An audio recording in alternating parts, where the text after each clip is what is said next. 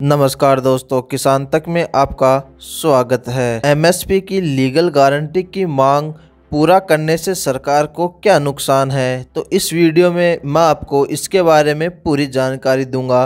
तो दोस्तों, वीडियो को लास्ट तक ज़रूर देखिए।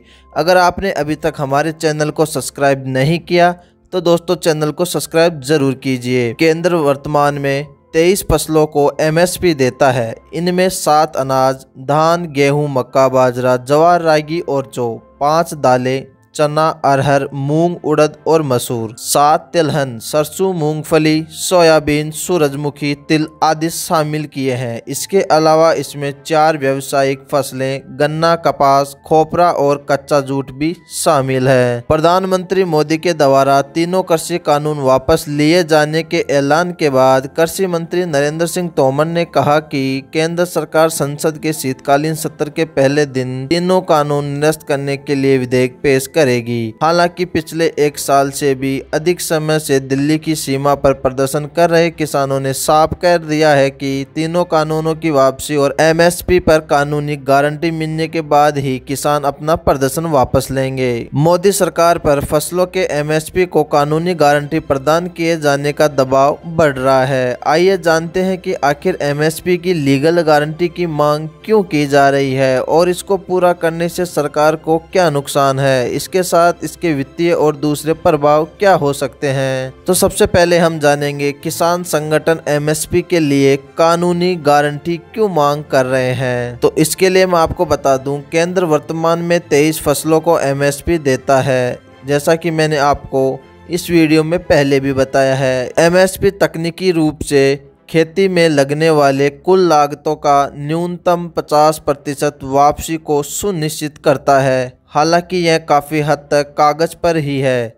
भारत के अधिकांश हिस्सों में उगाई जाने वाली अधिकांश फसलों में से किसानों को विशेष रूप से फसल के समय प्राप्त होने वाली कीमतें आधिकारिक तौर पर घोषित एमएसपी से काफ़ी कम होती हैं। चूँकि एमएसपी को लेकर कोई वैधानिक गारंटी नहीं है, इसलिए किसान इसे अधिकार के रूप में नहीं मांग सकते। इसलिए किसान संगठन चाहते हैं कि मोदी सरकार केवल सांकेतिक मूल्य के बजाय एमएसपी को अनिवार्य करने का कानून बनाए। नंबर 2, इस पे बात करेंगे कि एमएसपी के अधिकार को कैसे लागू किया जा सकता है। इसके मूल रूप से 3 तरीके हैं। पहला, प्राइवेट व्यापारियों को अनिवार्य रूप से एमएसपी का भुगतान करने के लिए कह सकते हैं। हालांकि गन्ने को लेकर यह पहले से लागू है। केंद्र और कुछ राज्य सरकारों द्वारा सुझाए गए मूल्य के अनुसार चीनी मिलों को गन्ना किसानों को उचित और लाभकारी मूल्य देना पड़ता है। आवश्यक वस्तु अधिनियम के तहत जारी गन्ना नियंत्रण आदेश 1966 गन्ना खरीद के 14 दिनों के भीतर कानूनी रूप से गारंटी मूल्य का भुगतान करने के लिए बाध्य करता है। 2020-21 चीनी वर्ष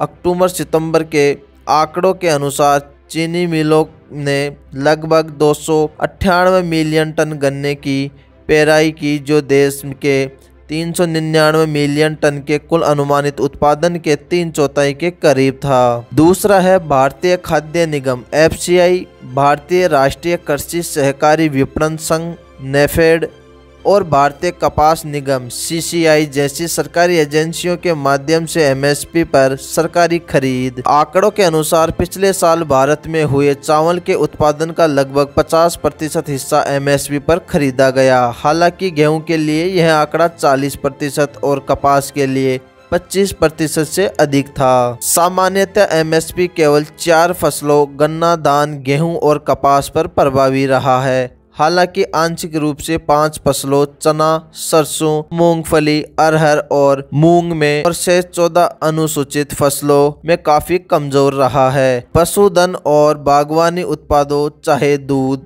अंडे, प्याज, आलू या सेब हो, इस पर सरकार की तरफ से कोई एमएसपी नहीं दिया जाता। वानिकी और मछली पकड़ने को छोड़कर जिन 23 फसलों पर एमएसपी दिया जाता है वो भारत के कृषि उत्पादन में मुश्किल से 1/3 का योगदान देता है। एमएसपी की गारंटी के लिए तीसरा माध्यम मूल्य न्यूनता भुगतान है। इसके तहत सरकार न तो सीधे खरीद करती है, न ही निजी घरानों को एमएसपी देने के लिए मजबूर करती है। इसके बजाय यह किसानों को सभी बिक्री को मौजूदा बाजार कीमतों पर करने की अनुमति देता है। धन्यवाद दोस्तों, अगर आपको यह वीडियो अच्छा लगा तो लाइक कीजिए, शेयर कीजिए और सब्सक्राइब कीजिए हमारे चैनल को।